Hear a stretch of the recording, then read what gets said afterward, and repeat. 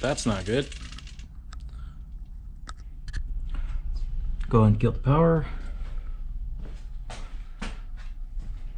Just check voltage.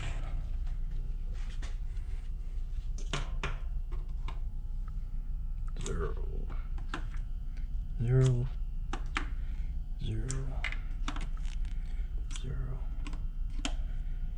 Zero.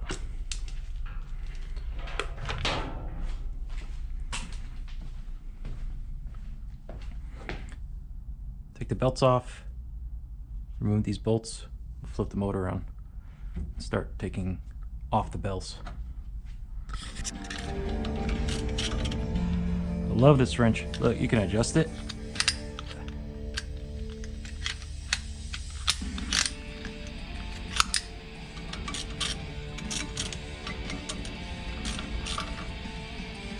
It's nice. Made by Crescent. When you're taking this off, you gotta go easy with these bolts if you're using an impact. Otherwise, you're gonna blast those heads off. So every now and then, hit it, get a mallet, kind of walk it.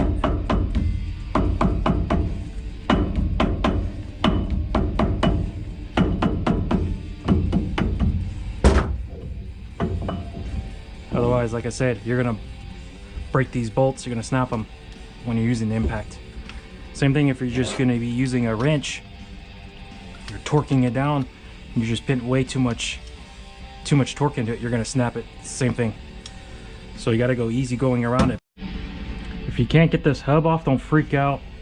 Clean it a bit on around the shaft, and then just put your pulley on there. This is a good one. You can adjust the lengths, make it shorter or longer. Put your pulley remover on there, and this hub will come right off. Before you go taking the end bells off, it's good to put some marks. That way you put these back on, you line them up correctly.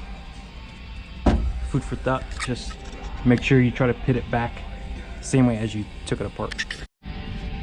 When you also go to take these end bells off, hit around it a little bit with your rubber mallet before you start going and trying to bust it apart. That will kind of help loosen up since it's been stuck on the bearing. Then you'll see these fusion notches on the side here. You can get a point on there and start kind of whacking away. As you can see, this bell wants to come off. Go slow, take your time, otherwise you're gonna break in this.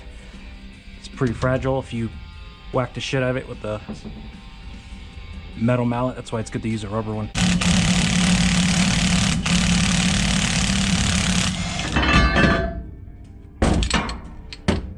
There you go, bearings off.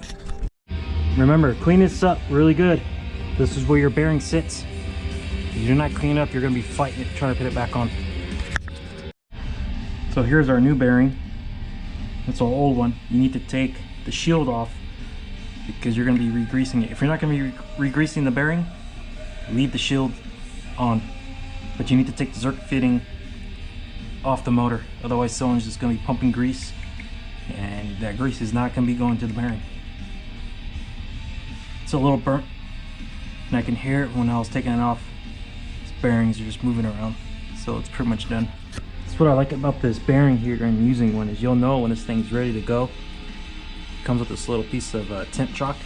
Once you start spreading it right here on the sides where this is going to be going on the shaft, see how it's liquefying like that? That means it's up to temp and it's ready to go. It only took about maybe 5 or so minutes to do it. It's proper ways of heating it up, putting on the shaft instead of whacking it on with a piece of pipe.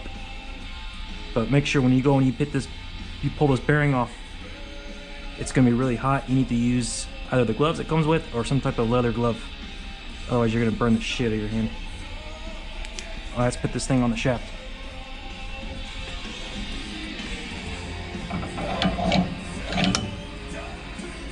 Just like that. You heard it click. You want to hold on there for a little bit. Let it cool down.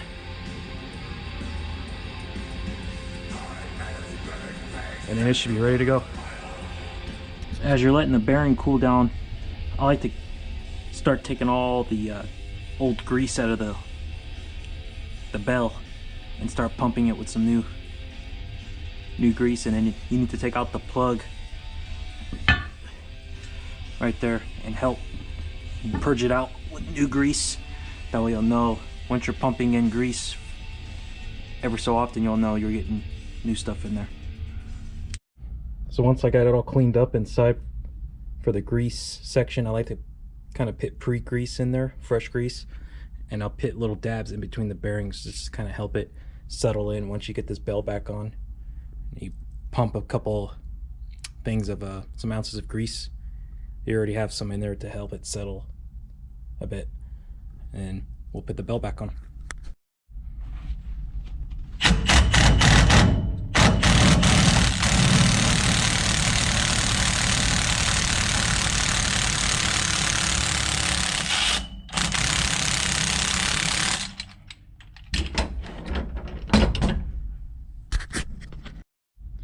If you find yourself having a hard time trying to bang the end bells back into their spots, get as close as you can, and then use the rods on each end to help you basically push it together.